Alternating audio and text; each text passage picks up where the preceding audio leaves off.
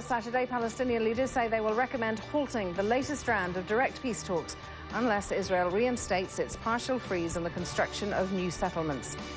Britain's Prince Charles has arrived in New Delhi to take part in Sunday's opening ceremony of the Commonwealth Games. Security is tight throughout the city as officials rush to put finishing touches on venues and the athletes' village. Liberal activists in the US are marking a one-month countdown to the midterm congressional elections. A coalition group rallied on Saturday at Washington's Lincoln Memorial. Organizers say they represent a wide range of Americans, including senior citizens, union workers, environmentalists, gay activists, and student leaders. Those are the headlines. I'm Fanula Sweeney. African Voices starts right now.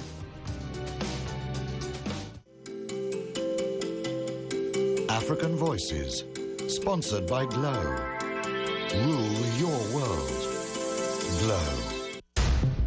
Television chief exec Alistair Soyode is a fascinating figure. The public face of a flourishing media business, he is at times surprisingly private. And one thing I have to ask you, I've heard a rumour that you don't like to disclose your age, is that right? That's true. Because I don't really think age matters. Okay, fair enough. I think that's a no. He operates out of studios in London, but remains passionate about Nigeria and the opportunities it offers. I adore the Nigerian passport more than anything, and I believe that is the Nigerian factor that has brought me this far. This week on African Voices, we sit down and talk to Alistair Soyode, a man who is both idealist and entrepreneur.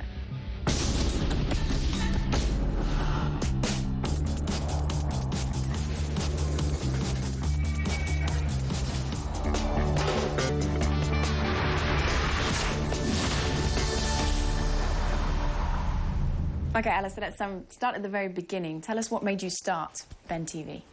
Well, thank you very much. Really, to be honest, I think it's coming into the European market or the mainstream here and then trying to find a production, do a program for Nigerian TV station.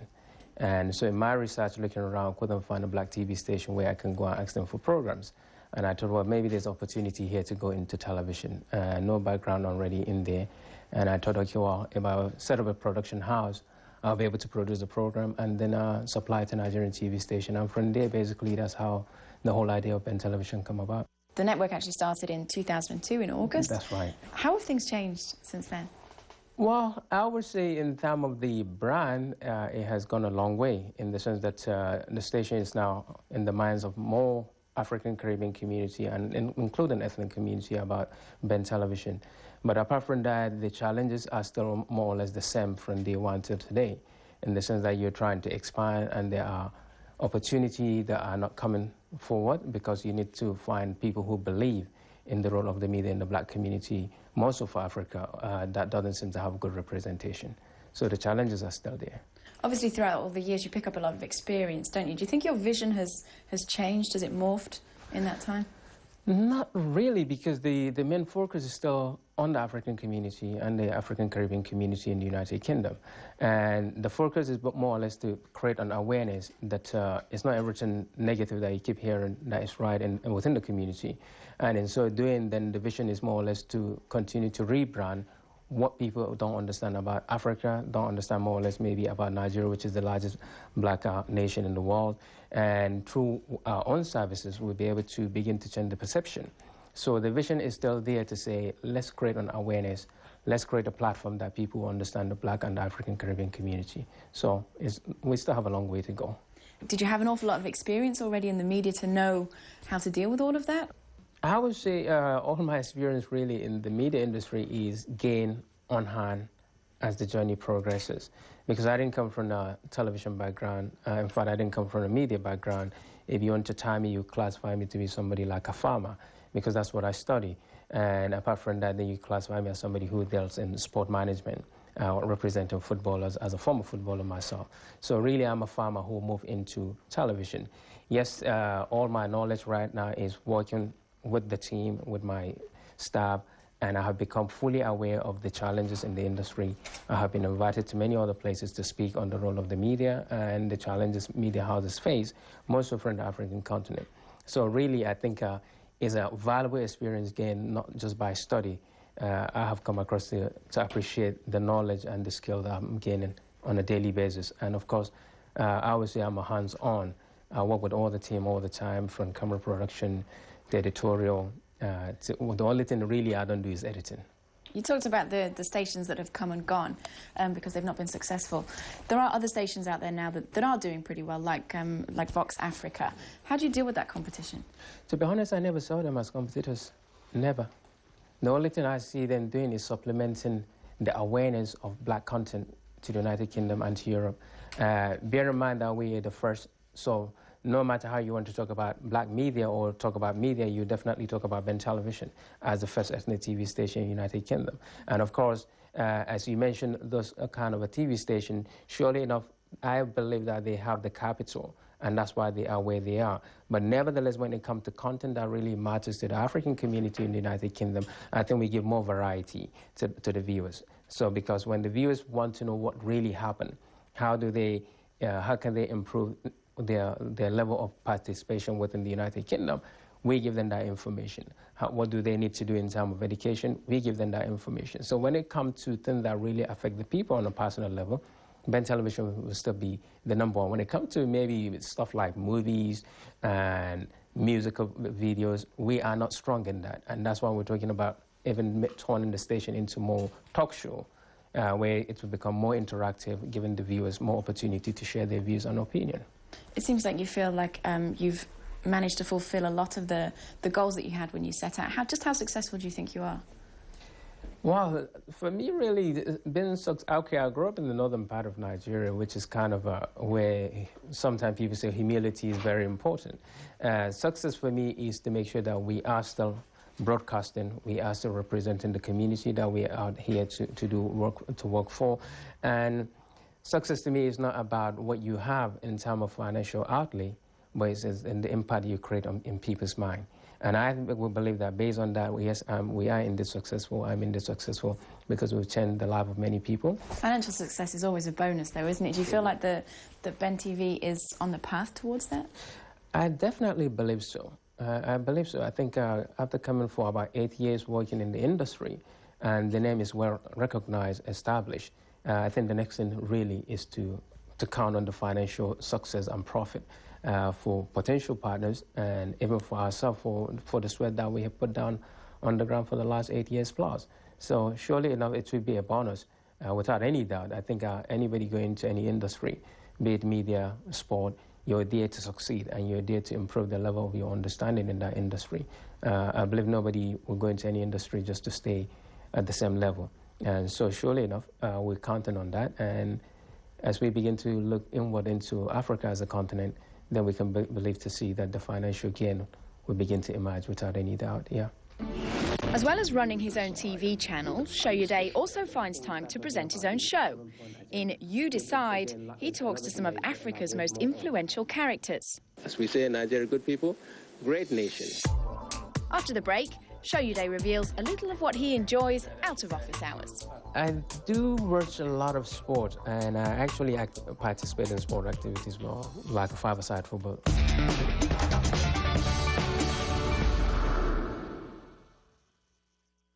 We have been busy breaking new ground by building over 10,000 kilometers of underground cable in Nigeria alone. Now, we've joined it seamlessly with our own submarine cable. It connects all of West Africa to form a mega backbone, joining the biggest cities with some of the most remote spots, providing links to Europe with a connection to America.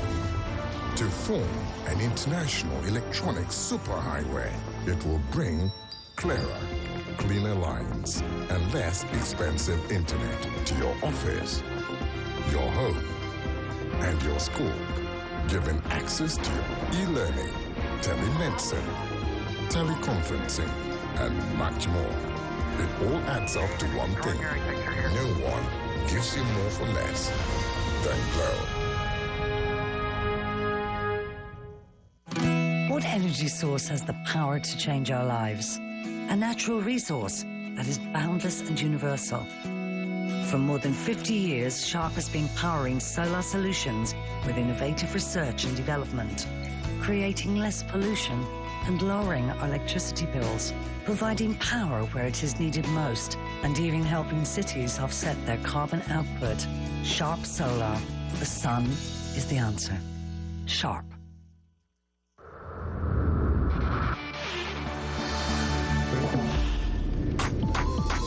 Ben TV Chief Executive Alistair Soyode appears to be a man of almost limitless energy. As well as taking a very hands-on role in running his company, he finds time to actively participate in various projects in Africa. In this part of the show, we talk to him about his enduring love affair with Nigeria.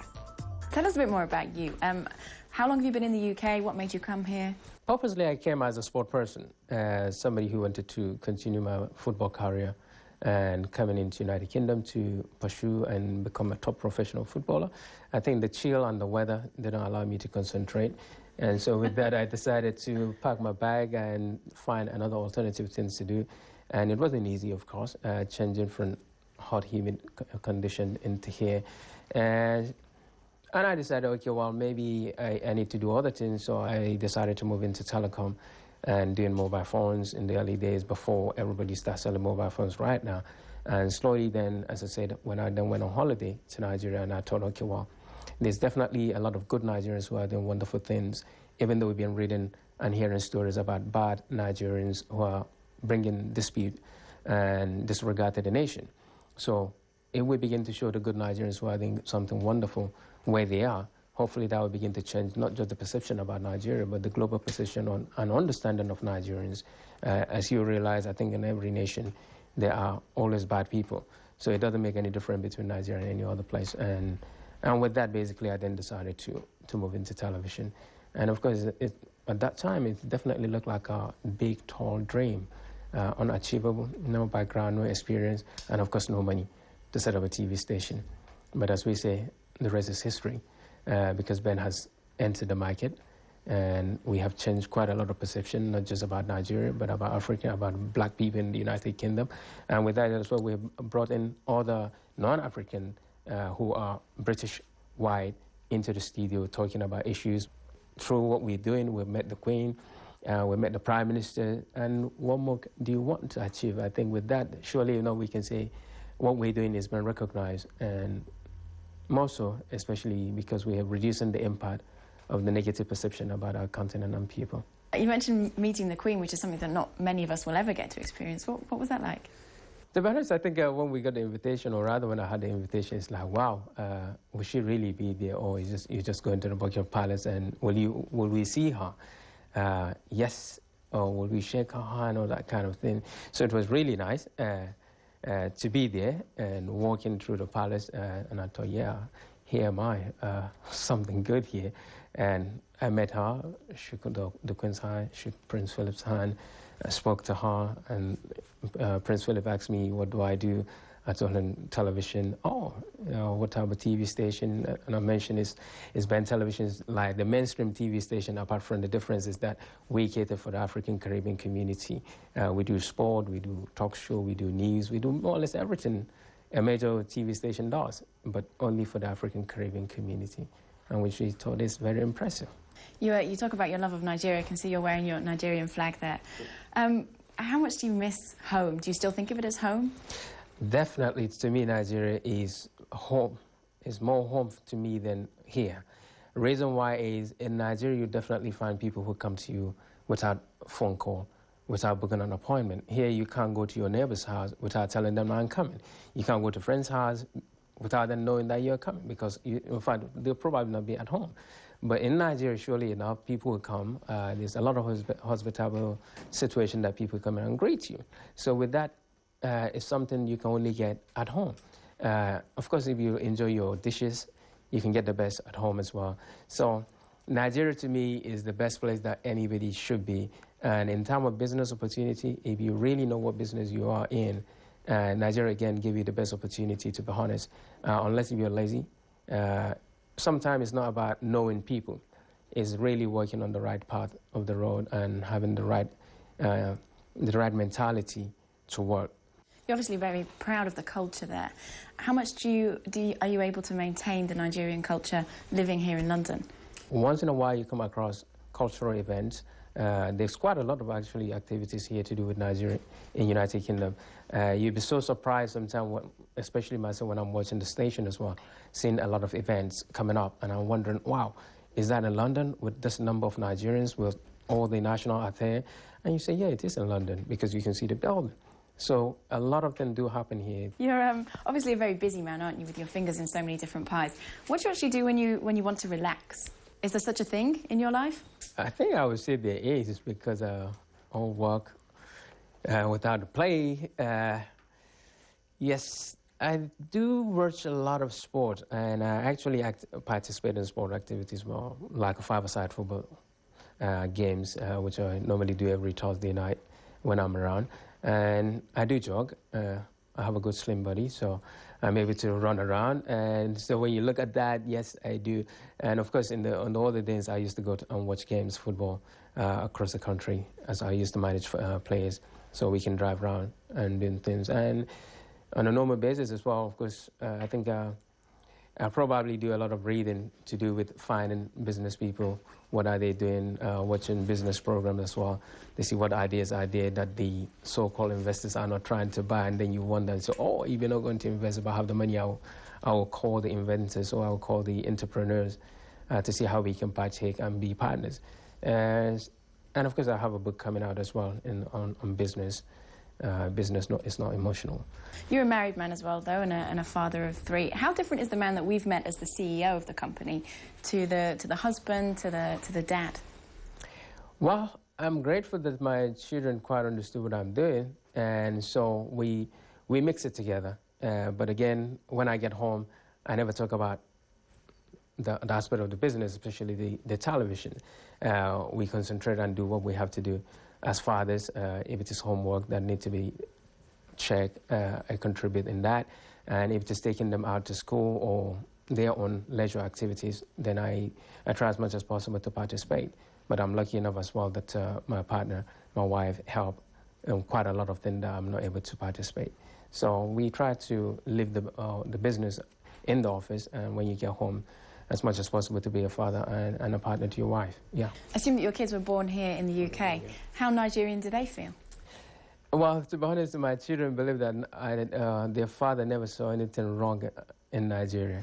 And no matter if we have start talking about Nigeria, they know they're not going to win. Because whatever happened, Dad will say Nigeria is still the best place to be. So they try not to argue about Nigeria, but of course we laugh about it. And they have been to Nigeria many times, and they appreciate that they are indeed Nigerians as much as British. So to them, nobody can stop Dad from going to Nigeria. And to them, Dad is just too passionate, never sees something wrong. Of course, I do see quite a lot of things wrong in Nigeria, but they just feel like he's just too passionate about Nigeria, for a reason as well. And one thing I have to ask you, I've heard a rumour that you don't like to disclose your age, is that right? That's true. If I was willing to disclose mine, would you disclose yours? Because I don't really think age matters. Okay, fair enough. I think that's a no.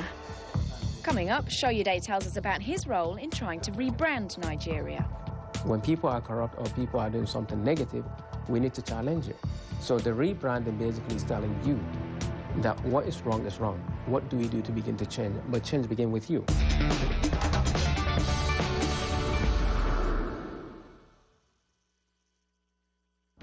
We have been busy breaking new ground by building over 10,000 kilometers of underground cable in Nigeria alone. Now, we've joined it seamlessly with our own submarine cable. It connects all of West Africa to form a mega backbone, joining the biggest cities with some of the most remote spots, providing links to Europe with a connection to America.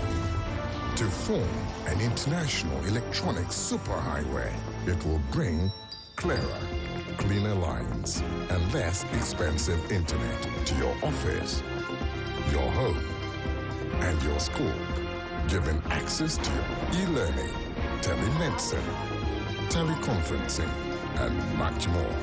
It all adds up to one thing. No one gives you more for less than Glow. What energy source has the power to change our lives? A natural resource that is boundless and universal.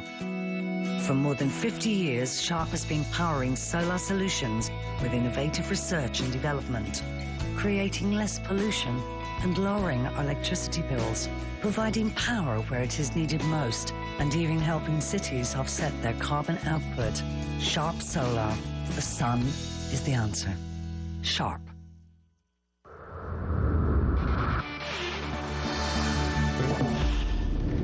A businessman and a family man, TV chief executive Alistair Soyode is determined to give something back to Nigeria, the country he credits with making him the man he is today. He has two priorities, the first being to give something tangible back to the country, the second, helping it to rebrand itself as an iconic nation. Let's talk about the work that you do away from Ben TV, but also, of course, very, very involved in a lot of other projects in Nigeria. One of them, that you're the chairman of this organisation called NIDA. Tell us about that organisation and what it aims to do. Nigerians in Diaspora Organization is a global, worldwide organization which was set up by the Nigerian federal government in the year about 10 years ago. Basically, the reason why it was set up is to engage with Nigerians who don't normally feel like they want to contribute and do things back home because of all the stories that are about in the country. But nevertheless, it was set up during the Obasanjo regime, and I right now happen to be the Continental Europe chairman. And basic is the same thing, basically saying, okay, all Nigerians that can participate, that can contribute to the national development of the nation, let's all join hands together. Let's find ways on how, when we are learning here in the global community, we can transfer those skills, those experiences back home. And with us being on the HIM right now, basically is engaging more with Nigerians. And of course, our voices are officially recognized in Nigeria, in the sense that we're taking a lot of Nigerians back home. We're engaging with the government to say things that we're learning. We know there's quite a lot of challenges and obstacles in Nigeria, but the reality is when you begin to engage with your own people as well, you begin to find much more access to many other things that you don't understand. What's been the most memorable project for you that you've been involved in? Of recent, because this is the first year, we were really excited that for the first time the organization went into Nigeria. We're not just talking about normal conferences where you just go and present a paper and talk, and at the end of the day, probably nothing happened. We went into Niger State, which is a state in the northern part of the country, and we installed solar power to about 15-unit villages in somewhere called Kampala. And with that, we really, really feel excited because you can see the joy on the faces of all the villagers having power, having electricity for the first time in their community. And that was inaugurated by the president of Nigeria. So for us, really, that is the momentum of knowing that NIDO is not just talking about things, but we're actually using our resources to build and install. Okay, and explain to us more about the rebranding project. Who's that run by? Basically, we're putting together Nigerians who are now engaging with the community, from the community level, what Nigerians should believe in themselves. And we know what the stories are, there's no doubt.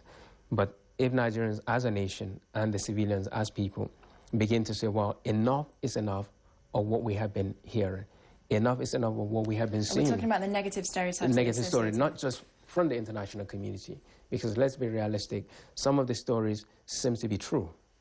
But in Nigeria, the people in Nigeria need to know that the power belongs to them as well. When people are corrupt or people are doing something negative, we need to challenge it. So the rebranding basically is telling you that what is wrong is wrong. What do we do to begin to change? But change begins with you.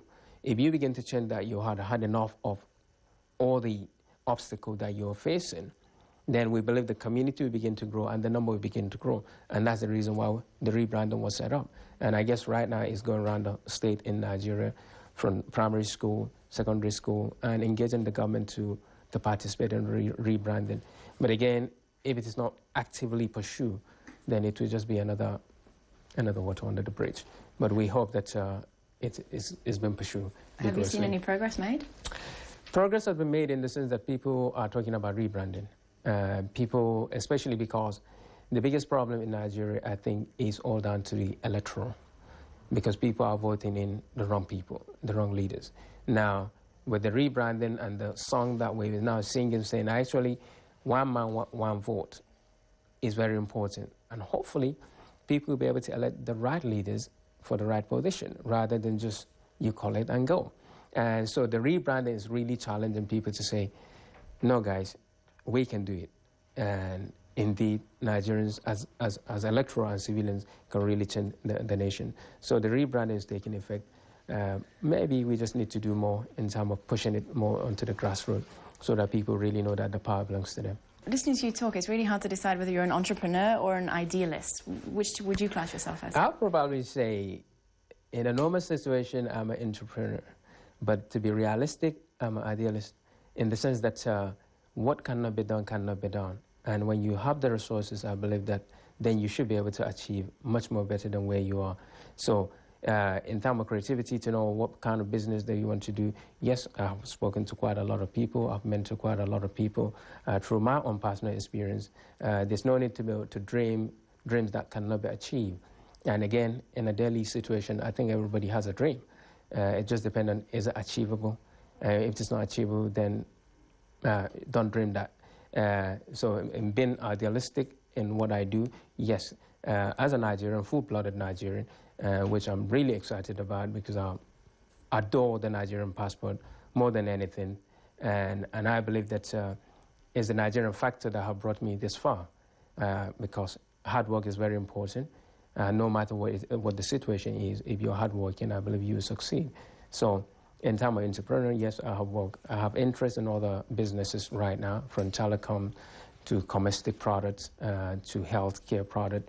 And as a sport-loving person, I still have interest in sport. So it depends on what is real. But it's always good for somebody to understand that being honest and straightforward, you don't have any worries.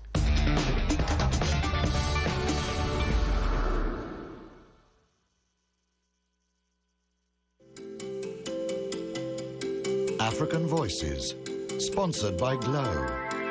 Rule your world. Glow.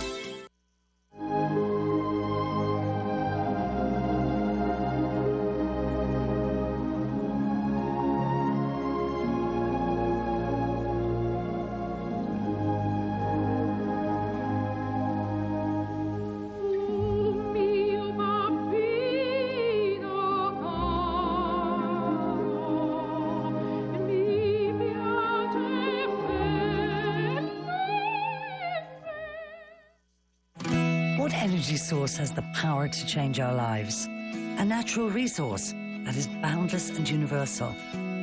For more than 50 years, Sharp has been powering solar solutions with innovative research and development, creating less pollution and lowering our electricity bills, providing power where it is needed most, and even helping cities offset their carbon output. Sharp Solar. The sun is the answer. Sharp. We'll show you a side of the news you don't get anywhere else. Backstory on CNN.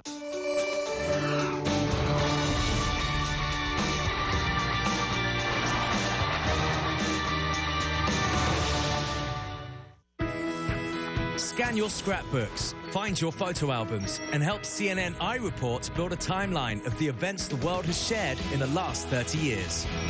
Log on to cnn.com/30.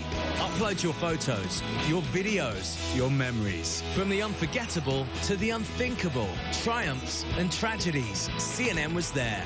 Were you? Help us mark the events the world watched together. CNN 30, in association with Your Singapore.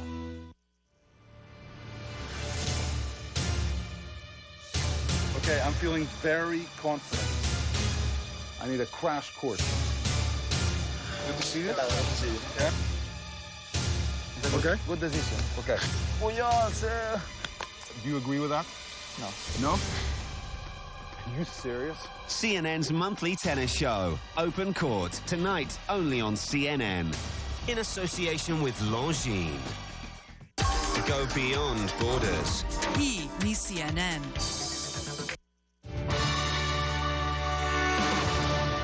Hello, everybody. I'm Relitza Vasilova. Let's check the headlines this hour. An armed gang has reportedly kidnapped 22 Mexican tourists in the resort city of Acapulco. State prosecutors say the tourists were from a neighboring state that's home to the drug cartel La Familia. Elsewhere, 3 grenade blasts were reported near the U.S. consulate in Monterrey. No one was hurt. The president of Nigeria is calling a deadly bomb attack in the capital the work of terrorists. 2 bombs on Friday killed at least a dozen people in Abuja. The blast happened during celebrations marking 50 years of Nigerian independence. Palestinian leaders are recommending a halt to the latest round of direct peace talks. The reason? Israelis continue building settlements. A partial ban on new buildings in the West Bank expired recently, and diplomats are struggling to keep Israelis and Palestinians at the negotiating table. Liberal activists in the U.S. are marking a one-month countdown to the midterm congressional elections. A coalition group rallied Saturday at Washington's Lincoln Memorial. Organizers say they represent a wide range of Americans, including senior citizens, union workers, environmentalists, and gay activists. A new minority government has been formed in the Netherlands. Christian Democrats and liberals voted to continue their coalition, along with support from the controversial Freedom Party. The anti-Islam party, headed by Geert Wilders, had demanded concessions, including restricting immigration and banning the wearing of the burqa. Those are the headlines this hour. I'm Elitsa Vasilova. Sanjay Gupta, MD, begins right now.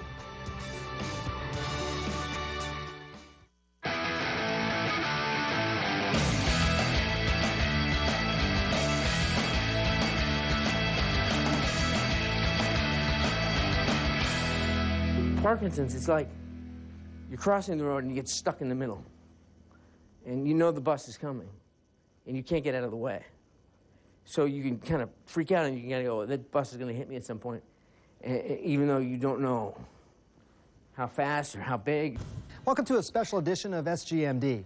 You know, there's so much we don't know about Parkinson's disease. Exactly what causes it, for instance. And why would someone at the age of 29 start to develop the symptoms? No one knows for sure. But this we do know. Michael J. Fox has in many ways become the handsome face of Parkinson's. Did you know he's had the disease for 19 years now? What is his life like day to day? And what is he planning on doing with the nearly $200 million he has raised? What can we all learn from Michael J. Fox?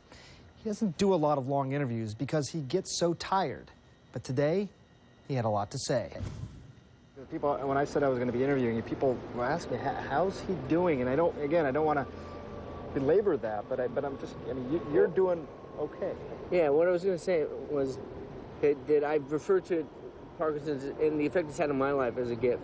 And people are clearly dubious about that and kind of wonder how I can say that, but I qualify it by saying it's a gift that keeps on taking, but it is a gift because it's really opened me up to more kind of compassionate, curious,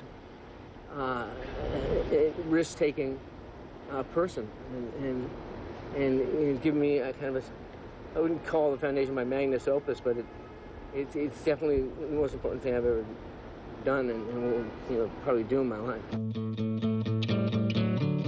Right now, when you're moving, like I see you're grabbing your left leg, are you trying to tell your left leg not to move? Like, is that something you're constantly thinking about, or? You know, it's like whack-a-mole. it's like the arm will go. If I stop the arm, the other arm will go. I set the arm, the leg will go across the leg. It's going to go somewhere, so it's constantly moving it around and then there'll be times when it'll just stop and be still. I mean, right now, for example, if I wasn't talking with you, if I was just sitting, I'd be perfectly still. Is that the stress part of it, or is that the... Yeah, that's just, again, it's like the stuff that fires that tells you, I want to pick up this glass. It's firing to tell me that something is required of me here. And my mind can't tell my brain what it is.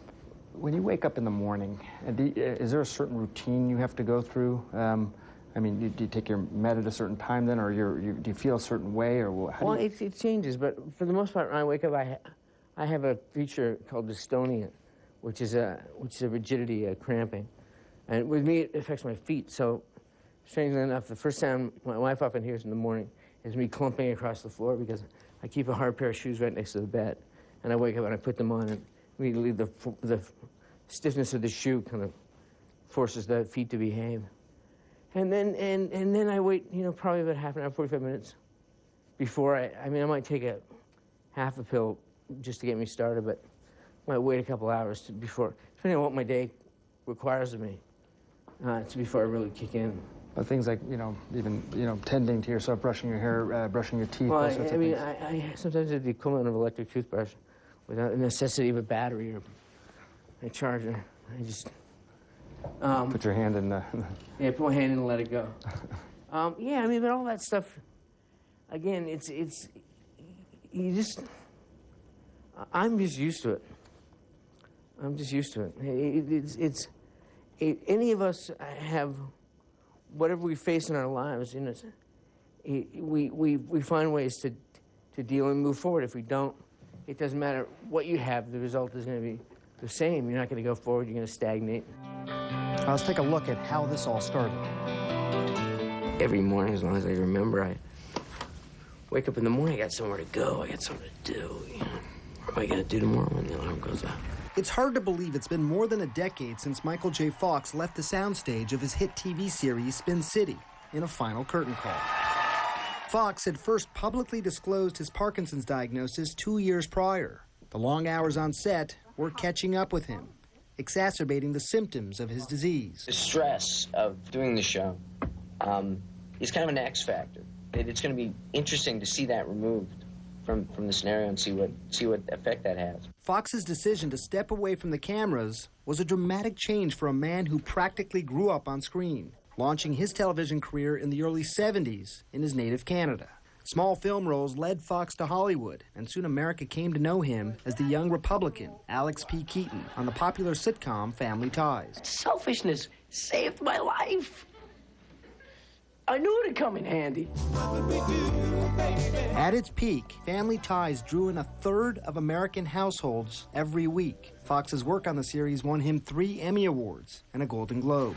It's also where Fox met his future wife, actress Tracy Pollan. Sort of a compliment. The couple has been married for 22 years. They have 4 children. Fox's TV success propelled him to movie stardom with the blockbuster trilogy Back to the Future. Marty, you made it! Yeah! Fox followed his role as Marty McFly with more than 20 films. Morning, Doc. That's a nice peak you got there. Yeah, that's what they tell me. But it was on the set of the movie Doc Hollywood where Fox first displayed symptoms of early Parkinson's disease, which eventually pushed him into a new role, that of advocate. The war against Parkinson's is a winnable war, and I have resolved to play a role in that victory. Fox works tirelessly in his quest for a cure for Parkinson's, fighting for funding, campaigning for politicians sympathetic to his cause. His support for stem cell research and the quest for a Parkinson's cure has at times sparked controversy. Despite using his celebrity to point the spotlight in a different direction, Fox hasn't left Hollywood behind completely. With numerous guest appearances on TV series in recent years, Fox is still a familiar face, and a line from his final episode of Spin City still rings true. It's gonna be okay. Gonna bounce back from this. Of course, Mike. It's not over, right? It's a long way from over. And coming up, the moment when Michael J. Fox learned his life was about to change forever. This may sound like a silly question, but are they sure you have Parkinson's?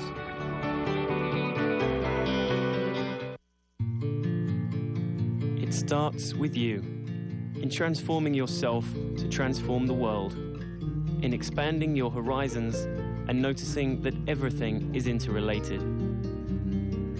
That we are one human family on Earth where people, plants, and animals are all connected. Realizing that we need to live with a deep sense of universal responsibility, with a spirit of solidarity and global collaboration. The future of new generations starts with you. We are all Earth citizens and dream with a world that is more just, sustainable,